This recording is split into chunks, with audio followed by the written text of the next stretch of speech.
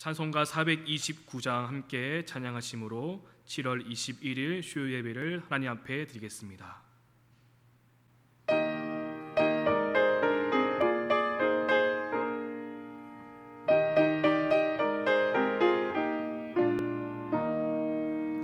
세상 모든 풍파 너를 흔들어 약한 마음 낙심하게 될 때에 내려주신 복을 세어보아라. 주의 크신 복을 내가 알리라. 받은 복을 세어보아라. 크신 복을 내가 알리라. 받은 복을 세어보아라. 주의 크신 복을 내가 알리라. 세상 근심 걱정 너를 누르고 십자가를 등에 지고 나갈 때 주가 내게 주신 복을 세어라. 두려움 없이 항상 찬송하리라. 받은 복을 세어보아라. 크신 복을 내가 알리라. 받은 복을 세어보아라. 주의 크신 복을 내가 알리라.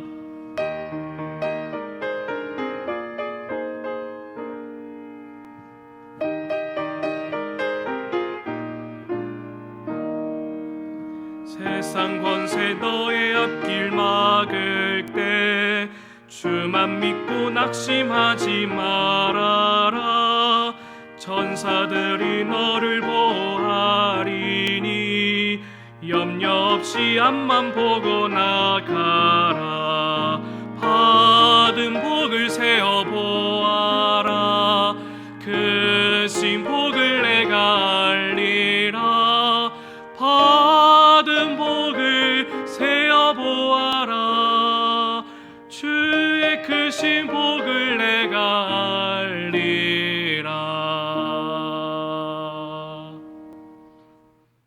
기도문 1번 기도문으로 함께 기도하겠습니다. 거룩한 부르심 앞에서 여호와께서 스알디엘의 아들 유다 총독 스불바벨의 마음과 여호사닥의 아들 대제사장 여호수아의 마음과 남은 모든 백성의 마음을 감동시키시매 그들이 와서 만군의 여호와 그들의 하나님의 전 공사를 하였으니 사랑과 은혜가 풍성하신 하나님 감사합니다. 우리는 오늘 하나님의 거룩하신 부르심 앞에 모두 서 있습니다. 지난 80여 년의 세월을 주님의 몸된 교회와 동행하셨던 하나님, 그 지난 세월 모든 순간순간이 중요하지 않은 때가 한순간도 없었습니다.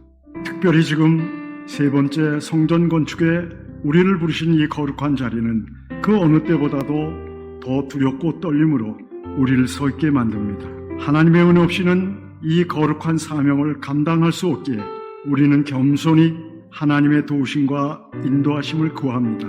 자비로우신 주여, 우리를 긍휼히 여기시사 하나님의 부르심에 순종하며 응답할 수 있게 하옵소서.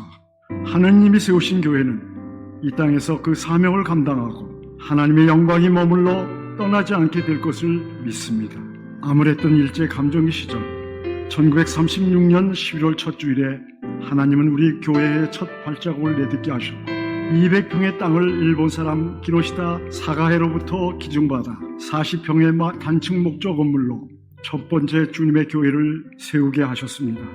그 후 1970년 12월 6일 건평 189평 붉은 벽돌 2층 목사관 26평을 신축하게 하셨고 1977년 12월 건평 116평 3층 교육관을 신축하게 하셨고 예배당 2층 20평을 증축하게 하셨습니다. 그리고 14년이 지나 1991년 5월 19일 기존 교회 건물의 지붕 개량, 단열재, 방음벽, 냉난방 시설, 내부 인테리어를 하게 하셔서 성전을 리모델링 하도록 인도하셨습니다.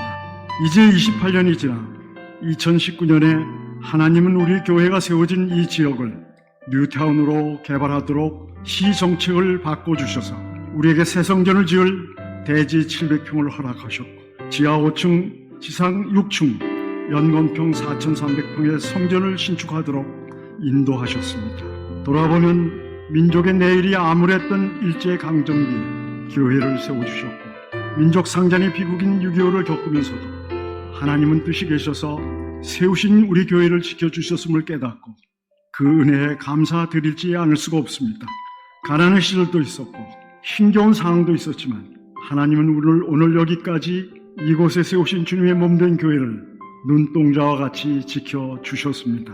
신실하신 하나님, 여기까지 에베네셀로 동행하시고 인도하여 주신 은혜를 감사드립니다. 더불어 이제 우리 모두를 생성전 건축의 사명을 불러주시고 함께 일을 이루어가도록 세워주심에 감사를 드립니다.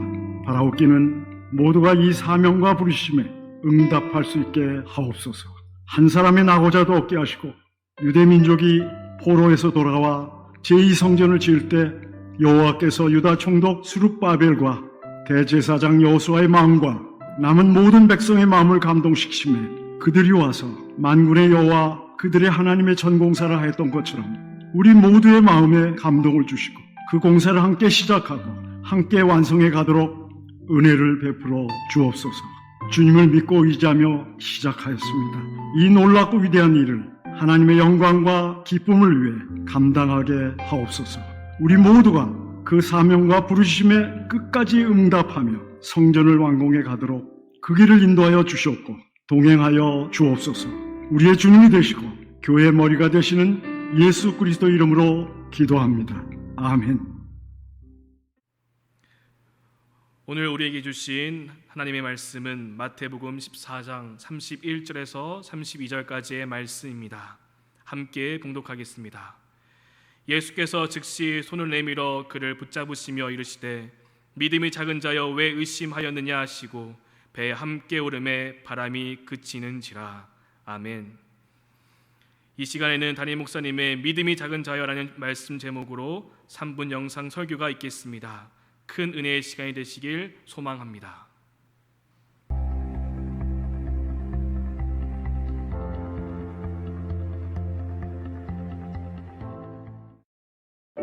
베드로는 바다 위를 걸어오시는 예수님을 보고 28절에 만일 주님이시면 나도 명해서 물 위로 오라고 해 주십시오 라고 말합니다. 그러자 29절에 예수님이 오라 라고 말하지요. 그리고 그 다음 모습을 주목해 보면 베드로가 배에서 내려 물 위로 걸어서 예수께로 가되 라고 합니다. 베드로는 예수님이 이미 말씀하셔서 물 위를 걸을 수 있었습니다. 그러나 이내 베드로가 바람과 물결로 시선을 돌려버리자 그의 믿음에 의심이 들어갔고 그 의심은 물 위를 걷게 했던 믿음을 더 이상 굳건히 받쳐주지 못했습니다.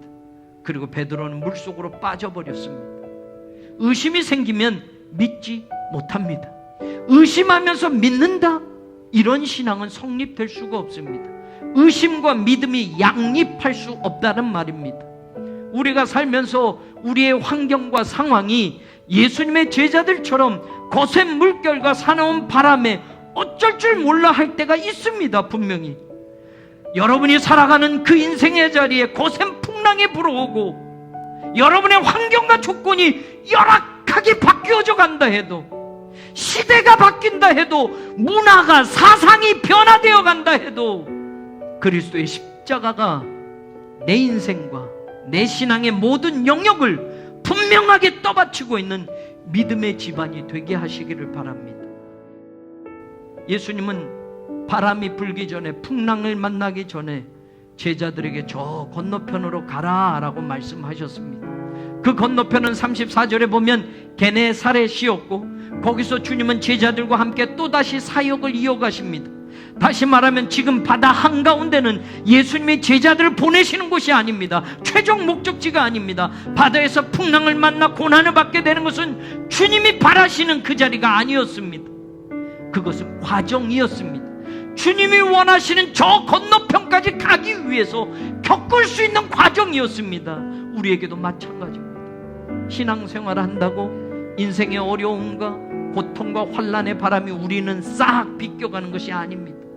이 고통과 이 바람 때문에 의심이 찾아오고 그 의심이 하나님이 우리를 인도하시고자 하는 그 목적을 가리고 주님이 바라시는 저 건너편을 보이지 않게 만들고 주님이 원하시는 인생의 방향도 신앙의 길도 잃어버릴 수 있게 만들 수 있다는 말입니다. 의심과 두려움에 빠져가는 베드로와 같은 절망적인 상황이어도 즉시로 손을 내밀어서 그 베드로의 손을 붙잡아 주시고 올려주셨던 것처럼 오늘도 우리의 현장, 우리의 고난과 슬픔과 아픔의 그 자리에도 주님이 오셔서 즉시로 손을 내밀어 붙들어 주심을 믿습니다. 지금 주님이 내민 그 손을 붙잡으시고 주님이 우리 손을 절대로 놓지 않으시는 한 우리는 우리 인생의 어떤 풍랑도 바람도 맞서 앞으로 나아갈 수 있다라는 것을 오늘도 소망으로 삼고 살아가는 하나님의 자녀들 되기를 즉시로 손 내밀어 붙잡아 주신 우리 주님 예수 그리스도의 이름으로 간절히 축원합니다.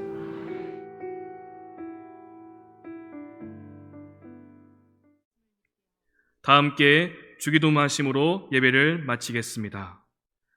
하늘에 계신 우리 아버지여, 이름을 거룩히 여김을 받으시오며 나라가 임하옵시며 뜻이 하늘에서 이루어진 것 같이 땅에서도 이루어지이다. 오늘날 우리에게 일용할 양식을 주옵시고 우리가 우리에게 죄진 자를 사하여 준 것 같이 우리 죄를 사하여 주옵시고 우리를 시험에 들게 하지 마옵시고 다만 악에서 구하옵소서. 나라와 권세와 영광이 아버지께 영원히 있사옵나이다. 아멘.